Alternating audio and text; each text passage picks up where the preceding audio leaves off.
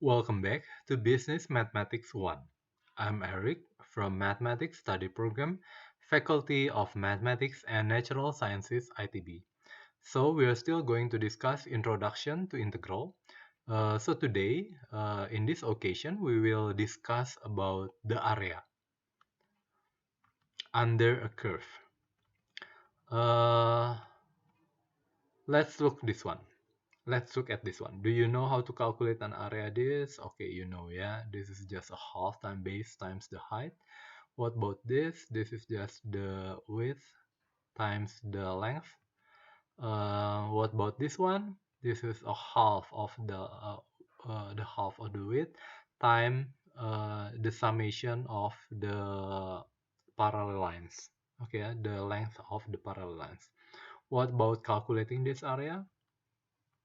Okay, this is not so easy. This is not so easy to calculate this area. Okay, but if we learn about integral, we know how to calculate this area. Okay, as long I have the function, I have this function, this function, this function, and I have the integral. I have the area. Sorry, I have the area. If we learn about the integral. So first of all, we want to look at what we usually mean by the Riemann sum. So the Riemann sum is the approximation of the area between x equals a into x equals b. How can I approximate this area? How the area under the curve, yeah, the area under the curve. So how I can approximate this area by looking at the summation of the area of rectangle. With the height is fx, if this is the curve y equals fx, and the width is we usually call delta x, okay. We will calculate it like this. So how do I find the area under this curve? We will approximate it by looking at the width times the length times the width. So the area of rectangular this times this plus this plus this plus this plus this plus this. So this is the approximation. But if we divide the interval into a smaller and smaller interval as this, it will become it will approximately the same as the area. What about if we divide this interval into n subinterval, and the n we want to have the limit of this when n goes to infinity? Yeah, it will approximate the real area of the curve of this one. Okay, so let's look at the example here. So I have y equals x. This is y equals x. This is I want to find the area from x equals 0 to x equals 4, and the curve above it is just y equals x and above the x-axis. Okay, so I'm going to calculate this red area. Okay, I know from elementary the area is given by a half times the base 4 times the height is 4. So a half times 4 times 4 is 8. Okay, I can approximate it using the Riemann sum. What is the Riemann sum? Approximation of this using the sum of area of rectangle. The sum of area of rectangle. This is the width. So I have 4. I divide into 2 equal in subinterval. So the width is 2 here, and the height is given by the left endpoint of the subinterval, the right endpoint of the subinterval. Okay, yeah? The right endpoint subinterval. You could always use the left end. You can use the middle. It's up to you. It's up to you. In the end, it will be the same. It will be the same. So the area, the red one, is approximated by the rectangular here plus the rectangular here, and we usually have this one. This is the height times the width, the height times the width. 2 times 2 plus 4 times 4, and I have 12. This is the approximation of 4. But if I divide this 0 to 4 into 4 subinterval, I have this. Okay, and the error become less and less. Okay, what is the area? Area is the area of rectangle 1 plus the area of rectangle 2 plus the area of rectangle 3 plus area of rectangle 4. In short notation, I will use this notation. What is this? This is a sigma. So this represents the sum, and the iteration from 1 to 4. So what is this mean? This means this. The area of rectangular iteration 1 plus the area of rectangular 2 plus, this is summation, sum, the area of rectangular t plus the area of rectangular 4. This is the same as this. This is just the short notation. Okay. This is the height times the width. The height and the width. The width is always the same in here, yeah. Later we will usually use this as delta x. 1 is delta x. And what about this one? This is the height. What is the height? If y equals fx, then fx is x. Fx is x. So in the first interval, I have 1, 2, 3, the height is 4. So I have 1, 2, 3, 4. And in short notation is this. The height is f at the right endpoint. From 0 to 1 is 1. 1 to 2 is f2. 2 to 3 is f3. 3 to 4 is f4. Okay, and I can just use this, and I can simply, this is 10. Okay, a better approximation. Previously we have 12 to approximate 8, and I have now 10 to approximate 8. Better. So I want to look at, you can do this, yeah. If you want to divide into 8, into 16, 64, and you can do this, and you can do, it will go if the interval is divided into more and more interval, the area will be approximated more closer and closer to the exact area. Okay, let's look at this general one. So I want to look at the area of what? The base is a. The base is a. What is the height here? I know this is y equals fx, and fx is x. So when x is a, the y is a. So the height is given by a. Okay, yeah, no problem. So how do I calculate this? I divide interval 0a into 4 equal subinterval. That is interval 0a4, a for 4, a over 4 to a over 4, 2a over 4, 3a over 4, and 3a over 4 unto a. This has the same length, that is a over 4, a over 4, a over 4, a over 4. So the width of the rectangle is given by the same a over 4. What about the height? The height is a over 4, 2a over 4, 3a over 4, a. Why? Because y equals x. So when 3a over 4, the height is 3a over 4. Okay, yeah? So I can look at this. Okay, this is the summation of the area of rectangular from 1 to 4. This is a over 4. The width is always the same, a over 4, a over 4, a over 4, a over 4.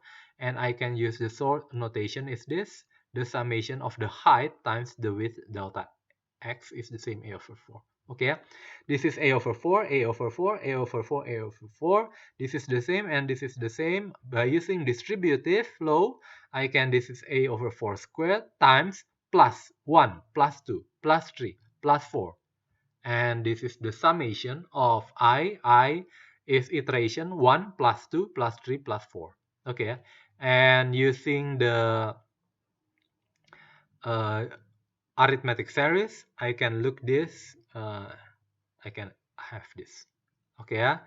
Okay, what about if interval 0 and a, I divide into n subinterval? Okay, this one. So I have the area is the area of the summation of area of rectangular I from 1 to n. So this is just the summation of the height times the width. The height at AI divided by m, the width is a over n, a over n, a over n, and so on. Okay, so the width is always a over n, but the height is changing because the right endpoint is changing. Okay, yeah, this is given by a over n, 2a over n, 3a over n, and then na over n, that is a. Okay, yeah, this by using distributive law, I can get factor out a over n squared, and it left me 1 plus 2 plus 3 plus 4 until n. So summation from 1 unto n times this one by using distributive law. Okay, yeah. And what about this one? By using the sum, the series of arithmetic series, I have this as this. Okay, yeah. You can ask me if you don't understand in the synchronized session, but I can simplify this into this. Okay, yeah. And when n goes to infinity, the error become smaller and smaller, and n goes to infinity, it will give you the area of this. What if I have this when n goes to infinity? It will give you this 1. And the area is given by a squared over 2. Is the area here a squared over 2? Yes, a half times the base is a and the height is a. Don't forget this is y equals fx. Fx is x. So when x equals a, y equals a. Okay, but you can see further. Look at this. What is a squared over 2? This is just simply a half a squared minus a half 0 squared. Okay, that makes sense. But what about the connection between this and y equals fx, that is x? Ah, this is the antiderivative of x, a half x squared, evaluated at a, minus the antiderivative of x, evaluated at 0. So this is the subtraction of fa minus f0. Okay, so how do I find the area of this if I have y? Y equals arbitrary fx. This is arbitrary fx, and the curve is located on the upper part of the x-axis. So you have, if I have y equals fx, this is just antiderivative evaluated at the right endpoint, minus the antiderivative evaluated at the left endpoint. Okay, yeah. So I have this limit. What is the summation? The summation of area of rectangular with the width is fxi, and the height is f, the value of f at xi, and the width is delta x. If I want to divide it into n interval and n goes to infinity, what we usually call the integral 0a definite integral fx dx. Okay, so what is integral? Integral is just calculating the area that is above the x-axis and under the curve y equals fx from interval 0 to a. And okay, how do I calculate this? By looking at the antiderivative evaluated at a minus the antiderivative evaluated at 0. Okay, this is the general one. If f is continuous at ab close interval, f continuous at ab close interval, and differentiable at ab open interval, then the sine area. So the integral is not just simply area, but a sine area. Why? Because sometimes the curve can the curve y equals fx is under the x-axis. If you have under the x-axis, the value of f is negative. So this integral calculated the integral of y equals fx, if the curve y equals fx is under the x-axis, it will give you the negative of the area. The negative of the area. So what we usually call this is the sine area. If you have the curve is located above the x-axis, it will give you the positive sign. And if it is situated under the x-axis, it will give you a negative sign. That's why we usually call it the sine area. How do I find the area of the curve under fx from x a to b? It is just simply looking at the antiderivative of f evaluated at b minus the antiderivative of f evaluated at a. Okay, yeah? Okay. So the notation is usually called the definite integral of function fx on interval ab, which is the sine area. So I want to stress out about what is integral. Don't forget, when we are calculating integral, we are calculating sine area. Sine area with the width is this and the length is this. Usually calculating the sum of area of rectangle is very hard, very hard. So by using fundamental theorem of calculus, we can just calculate the area by looking at the antiderivative at the right end minus the antiderivative at left end of the interval AB. Okay, very simple, very simple.